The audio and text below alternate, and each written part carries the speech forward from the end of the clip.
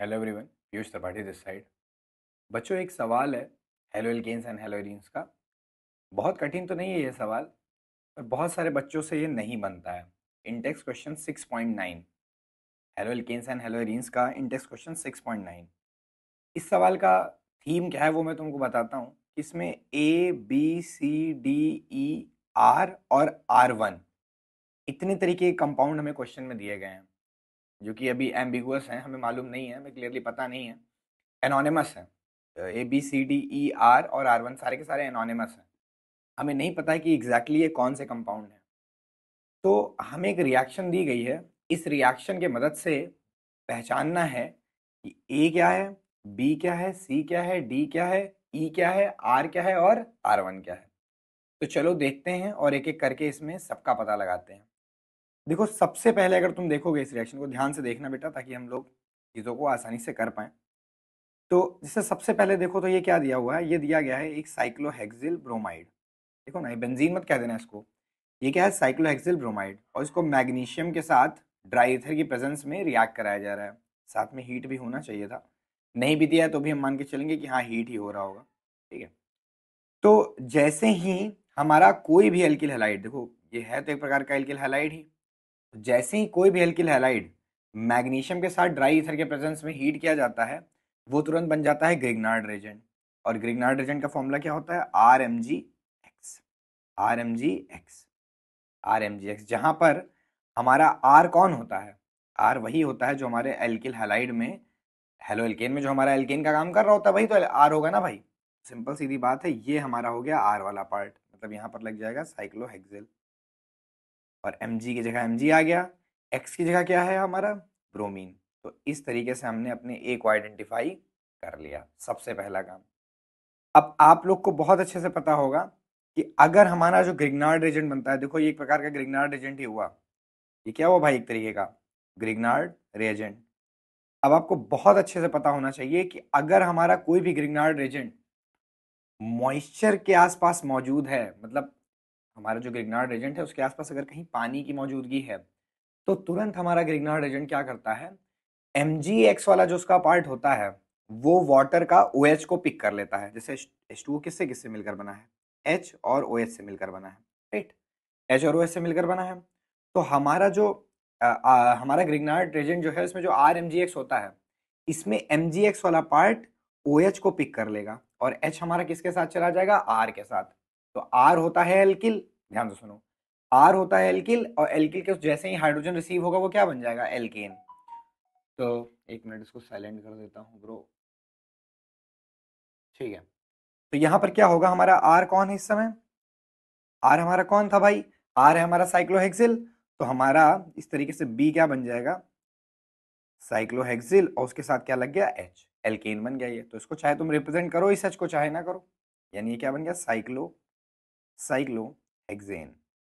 ये हो गया अपना B। तो देखो हम धीरे धीरे करके A और B को निकाल ले गए। अब और आगे देखते हैं, ऐसे ही C निकालते हैं। देखिए यहां पर दिया गया है RBr plus Mg in presence of dry ether. Again वही ग्रिग्नार्ड एजेंट वाले रिएक्शन है। तो C यहां से क्या हो जाएगा, C यहां से हो जाएगा R, और क्योंकि ग्रिग्नार्ड एजेंट बनेगा तो बन जाएगा RMg, और X के तौर पर कौन मौजूद है भाई, यहाँ पे X के तौर पर मौजूद है ब्रोमीन। तो यहाँ पर हम लगा देंगे Br। बट तुम सोचो कि सर ये C एग्जैक्टली हम फाइंड कर लिए हैं क्या, मतलब बिल्कुल सही तरीके से C को फाइंड कर लिए हैं। तो हमारा जवाब है नहीं, C को हम एग्जैक्ट फाइंड नहीं कर पाए अभी, क्योंकि यहाँ पर देखो R लिखा हुआ है। आगे चल के हमें इस R को पता करना रहेगा, तो वो भी कुछ ना कुछ जरूर रिएक्शन में ऐसा दिया होगा जिसकी मदद से हम इस R को निकाल पाए। तो चलिए आगे रिएक्शन पढ़ते हैं। अच्छा, कहा जा रहा है कि ये जो C बना हमारा, यानी कि ये RMgBr, इसको जब D2O के साथ रिएक्ट करवाते हैं, जिन लोगों को नहीं पता D2O क्या होता है, तो मैं बता दे रहा हूँ, D2O भी वाटर का ही फॉर्मूला है, लेकिन हैवी वाटर। देखो जैसे H2O में क्या होता है, H इस्तेमाल होता है, यानी कि हाइड्रोजन का पहला आइसोटोप, यानी कि प्रोटियम। लेकिन अगर इसी जगह कहीं D2O लिखा होता है तो वो रिप्रेजेंट कर रहा होता है हैवी वाटर को। हैवी वाटर बोले तो जिसमें ड्यूटीरियम इस्तेमाल हुआ हो हाइड्रोजन की जगह, उसी को D बोलते हैं। H इस्तेमाल होता है तो प्रोटियम हुआ वन, जिसमें 0 न्यूट्रॉन होते हैं, और इसी जगह अगर हम डी लिखते हैं कभी भी हाइड्रोजन को, तो इसका मतलब वो हम ड्यूटेरियम की बात कर रहे हैं जिसमें एक प्रोटॉन और एक न्यूट्रॉन है, ठीक है। तो देखिए ये बना आपका D2O। तो देखिए सी कौन है भैया, सी को, इस रिएक्शन को हम करने की कोशिश करते हैं, इस रिएक्शन को लिखना पड़ेगा। तो सी हमारा क्या था, RMgBr। और इसको जब हमने रिएक्ट किया D2O के साथ, D2O, तो D2O को बिल्कुल वाटर की तरह देखो तो कैसे बनेगा, H2O होता तो कैसे बनता, HOH। क्या दिमाग में देखते हैं अपने, HOH। तो D2O को क्या देखोगे, DOD। बहुत लॉजिकल बात मैंने बोली है। H2O को अगर तुम कहते हो HOH, तो D2O को क्या बोलोगे, DOD, ठीक है। अब जाहिर सी बात है ग्रिग्नार्ड एजेंट का जब रिएक्शन हुआ होगा तो इस पे रहा होगा पार्शियल पॉजिटिव और आर पे रहा होगा पार्शियल नेगेटिव। बार बार इसको करने का प्रैक्टिस करना है। ओडी होगा निगेटिव और डी होगा पॉजिटिव। तो यहाँ पर क्या होगा, निगेटिव, ये आर चला जाएगा डी के साथ और एम जी चला, और ओडी किसके साथ चला जाएगा, एम जी के साथ। तो इसमें क्या बन जाएगा, आर डी एक साथ बन गया, आर डी एक साथ बन गया, प्लस बाई प्रोडक्ट के तौर पर कौन बन गया, हम इसको लिखें चाहे ना लिखें बट फिर भी हम बता दे रहे हैं, एम जी ओ डी और बी आर तो लगा ही लगा है, ठीक है। तो ये आपका हो गया बाई प्रोडक्ट, ये आपका क्या हो गया बच्चों, बाई प्रोडक्ट। और बाई प्रोडक्ट से हमें कोई भी लेना देना नहीं है, बाई प्रोडक्ट से कोई भी लेना देना नहीं है। मेन कौन बना, आरडी, कौन बना, आरडी। बट वेट, जो हमारा आरडी बना हुआ है, हमारे रिएक्शन के अकॉर्डिंग वो आरडी कौन होना चाहिए, हमारे रिएक्शन के अकॉर्डिंग आरडी कौन होना चाहिए। देखो हमारे तो आंसर क्या आया है, आरडी, लेकिन हमारे जो रिएक्शन दिया गया है क्वेश्चन में उसके अकॉर्डिंग आरडी की जगह क्या आना चाहिए था, CH3 CH CH3, क्या लिखा होना चाहिए, CH3 CH CH3 D, CH3 CH CH3 D। इतना लॉजिकल बात मैंने बोला है, CH3 CH CH3 D लिखा है, यानी कि मेरा जो R था जिसको हम इतनी देर से ढूंढना चाह रहे थे वो कुछ और नहीं बल्कि CH3 CH CH3 है, जिसमें बॉन्डिंग CH से हो रही है। मतलब एक तरीके से देखें तो इसको हम बोल सकते हैं आइसोप्रोपिल, आइसोप्रोपिल, ये है हमारा R। तो अब हम C का एग्जैक्ट वैल्यू जान गए, C का एग्जैक्ट वैल्यू हो जाएगा CH3 CH CH3, लिखना तो पड़ेगा ना कहीं एक CH3, और CH से ही बॉन्डिंग करनी है। देखो D कहाँ से आके जोड़ा था, CH से ही ना। तो CH3 CH CH3 MgBr। अब देखो हम C भी एग्जैक्ट जान गए और अभी आगे कुछ पूछेगा तो उसमें भी ये चीज काम आ जाएगा। देखो R का भी वैल्यू हम जान गए, R कोई पूछे क्या है तो कह देना CH3 CH CH3, ठीक है। ऐसे ये देखो, तो हम कितनी चीजें जान गए, जरा उस पे आओ थोड़ा सा विचार करते हैं। सबसे पहले हम जान गए ए को, फिर हम जान गए बी को, फिर हम जान गए सी को भी एग्जैक्टली जान गए, पहले पार्शियली जाना फिर कंप्लीटली जाना, और सी के साथ साथ आर भी जान गए। अब कुछ कुछ चीजें बची हैं, डी ई बचा है और R1 बचा है। चलो आगे देखते हैं, वो भी कर लेंगे।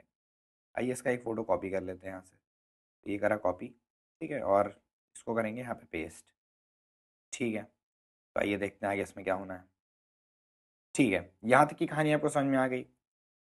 अब देखो, तुम अगर बेवकूफ हो गए ना तो तुम यहां से पढ़ना चालू कर दोगे, जो कि नहीं करना है। तुम देख पा रहे हो कि यहाँ पर जो ये कंपाउंड लिखा हुआ है इससे एक एरो इधर गया और एक एरो इधर गया है। इसका मतलब तुम्हें पढ़ना कहाँ से चालू करना है, इस सेंटर से, इससे पढ़ना चालू करना है।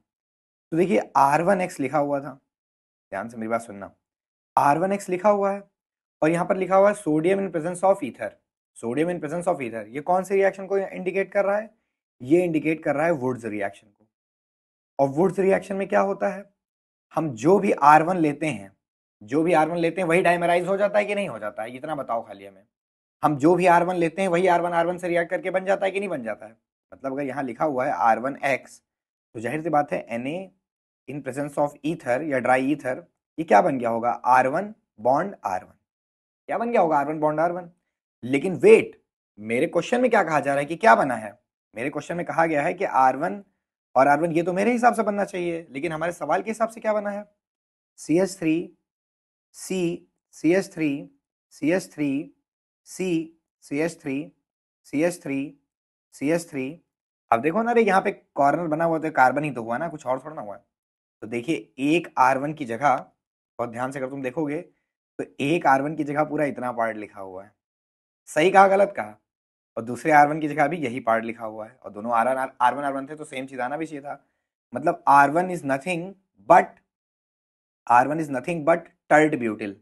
ये क्या है, टर्ट ब्यूटिल ही तो है ना मेरे भाई, टर्ट ब्यूटिल। तो R1 की जगह क्या हो गया, CH3 C CH3 CH3, और ये हमारा क्या हो गया, टर्ट ब्यूटिल। ठीक है, ये भी हो गया। ठीक, I hope it is clear to you. अच्छा, यही R1X के बारे में ये बताया जा रहा था कि ये R1X जब Mg के साथ रिएक्ट करता है, Mg के साथ रिएक्ट करता है तो बनाता है D। देखो, इस सवाल में अधिकतर लोगों को ये बात भी बहुत ज्यादा दिक्कत देती है। अब वहां ये डी देखते ही उनके दिमाग में वो आ रहा होगा भाई ड्यूटेरियम। नहीं मेरे भाई, वो जो डी था वो ड्यूटेरियम को इंडिकेट करने के लिए था। ये डी एक सवाल को इंडिकेट कर रहा है कि डी का मतलब क्या है। मैं यहाँ पर थोड़ा सा एनसीईआरटी को क्रिटिसाइज करना चाहूंगा कि ऐसा नहीं करना चाहिए था। जब सवाल में ऑलरेडी डी एलिमेंट इस्तेमाल हो रहा है एक एलिमेंट के तौर पर, एक एटम के तौर पर, तो सवाल में एक्स वाई जेड ऐसे कुछ करके पूछ लेते सवाल के तौर पर। यहाँ वाई वाई कर लिख देते कि वाई क्या होगा। तो इससे बच्चा कंफ्यूज हो रहा है, डी उसको समझ लगेगा कि ड्यूटेरियम की बात हो रही है, लेकिन नहीं, डी एक कंपाउंड है जिसको तुम्हें बताना है। तो चलिए बताते हैं। देखो, R1X और Mg के साथ ईथर में हीट करना है। R1 हमें मालूम ही है, CCH3 CH3 CH3 X Mg in presence of ether या ड्राई ईथर, जो भी कह लो। तो हमें पता है ग्रिग्नार्ड रिएजेंट बनने का चीज लिखा हुआ है, तो बन जाएगा CH3 C CH3 CH3, यहाँ पर आ जाना चाहिए Mg, और इसके साथ कौन आ जाना चाहिए, X, इसके साथ आना चाहिए X। ये पूरा कंपाउंड हमारा क्या कहलाएगा, ये पूरा जो सिस्टम तैयार हुआ है इसी को हम क्या कह देंगे, डी। तो डी का जवाब भी हमें मिल गया। क्या हो गया, CH3 C CH3 CH3 Mg X। ठीक है, और कुछ बचा क्या, E बचा है अभी। तो E क्या कहता है कि D को H2O से रिएक्ट करा दो। अरे यार, क्या बच्चों वाली बात बार बार कर रहे हो। तो D हमारा क्या है, E निकालना। तो देखो, D हमें क्या दिया गया है, CH3 C CH3 CH3 Mg X। बार बार मैं बोल रहा हूं कि जब भी हमारा ग्रिग्नार्ड रेजेंट, सही क्या है भाई, हमारा ग्रिग्नार्ड रेजेंट जैसे ही वाटर या मॉइस्चर के प्रेजेंस में आएगा, तुरंत ही ये क्या करेगा, जो भी हमारा हमारे कंपाउंड का एल्किल वाला पार्ट होगा, जो भी हमारे ग्रिग्नार्ड रेजेंट का एल्किल वाला पार्ट होगा, वो तुरंत एल्केन में कन्वर्ट हो जाएगा। तो क्या बन जाएगा, CH3 C CH3 CH3, और इसके साथ लग जाएगा H। कोई पूछे इसका नाम क्या है, तो इसका नाम हो जाएगा, इसका नाम देखने क्या हो जाएगा, काउंटिंग करिए, चलिए 1 2 3। तो नाम हो जाएगा 2 मेथिल प्रोपेन, 2 मेथिल प्रोपेन। ठीक है, ये नाम हो जाएगा। तो हमारा इस तरीके से ई भी मिल गया। ई क्या आ गया भाई हमारा, ई आ गया CH3 CH CH3 CH3, ये आ गया हमारा ई। तो इस तरीके से बच्चों हमने जो है, मेरे according A B C D E R R1 सब कुछ फाइंड करके आपको दे दिया है। तो आई थिंक तुम्हें ये डाउट क्लियर हो गया होगा, और अच्छे से पढ़ते रहो, आगे भी वीडियोस आती रहेंगी। ठीक है, चलो ठीक, बाय बाय।